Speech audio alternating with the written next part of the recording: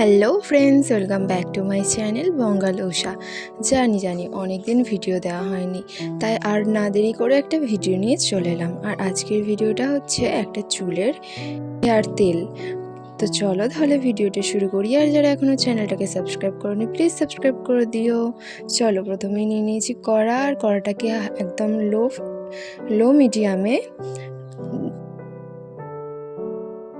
গ্যাসটা জ্বালার পরে এখানে উত্তম নারকেল তেল নিয়েছি আর নারকেল তেল দিয়ে দিয়েছি। আর যখনই দেখবি একটু বাবল চলে এসেছে নারকেল তেলের মধ্যে, তখনই অ্যাড করে দেবে এখানে দুটো তেজপাতা চুল পড়া রোধ করে এবং রুক্ষ চুলকে সিল্কি করতে সাহায্য করে, এমনকি খুশকি মুক্তও করতে সাহায্য করে। তারপরে এখানে আমাদের লাগছে মেথি। এখানে আমি 1 চামচের মতো মেথি নিয়েছি। আর মেথির মধ্যে রয়েছে লেসিথিন নামক একটি উপাদান, যা চুল এবং মাথার ত্বকের আর্দ্রতা বজায় রাখতে সাহায্য করে, যার ফলে চুল পড়া কমে যায় এবং চুলকে শক্ত করতেও কিন্তু সাহায্য করে।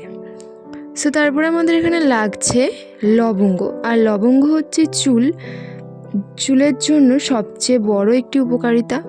লবঙ্গতে রয়েছে অ্যান্টি ইনফ্লেমেটরি এজেন্ট, যা খুশকি এবং স্ক্যাল্পে ভালো রাখতেও কিন্তু খুবই সাহায্য করে। তারপরে আমরা এখানে নিয়ে নেব ক্যারি পাতা।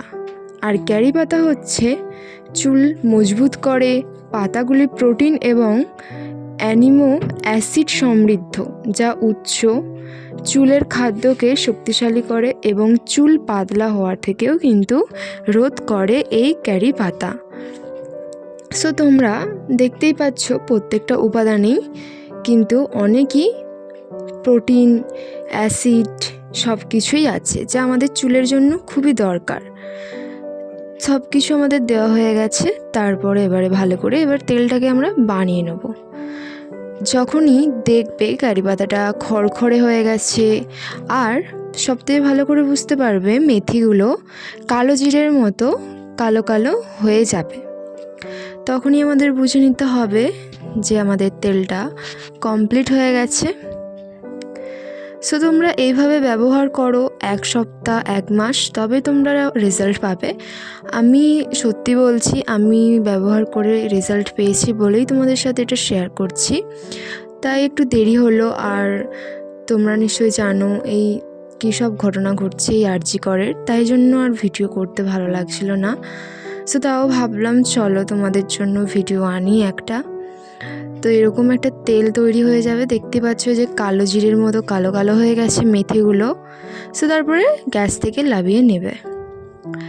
আর এটা দেখবে তোমরা যখন এটাকে ছেঁকে নেওয়া হবে, তখন কিন্তু মনে হবে যেন সরিষার তেল, মানে সর্ষের তেলের মতো কালারটা চলে আসবে। তো চলো এটাকে ছেঁকে নিই। আর প্রথমেই বলে দিচ্ছি, এখানে প্লাস্টিক ছাঁকনি ব্যবহার করবে না, যেহেতু এটা তেল সঙ্গে সঙ্গে কিন্তু গলে যেতে পারে। তো তোমাদের বলে নিচ্ছি, এখানে স্টিলের ছাঁকনি ব্যবহার করবে।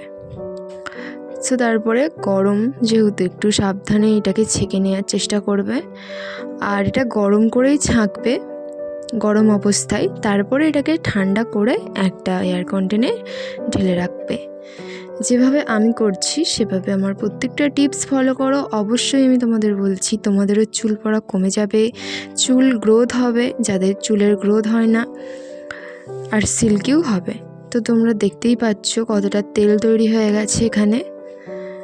আর বললাম যেটা মনে হবে যেন সর্ষের তেল, দেখতেই পাচ্ছ কালারটা কেমন এসেছে। তারপর এরকম একটা এয়ার কন্টেনারে এটাকে আমি স্টোর করে রাখবো।